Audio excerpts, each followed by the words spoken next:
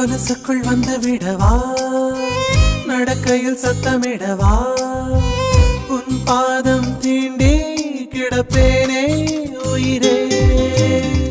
கமலிலே தொங்கிவிடவா, அங்கேயே தங்கிவிடவா, உன் கண்ணம் தீண்டி கிடப்பேனே கிளியே.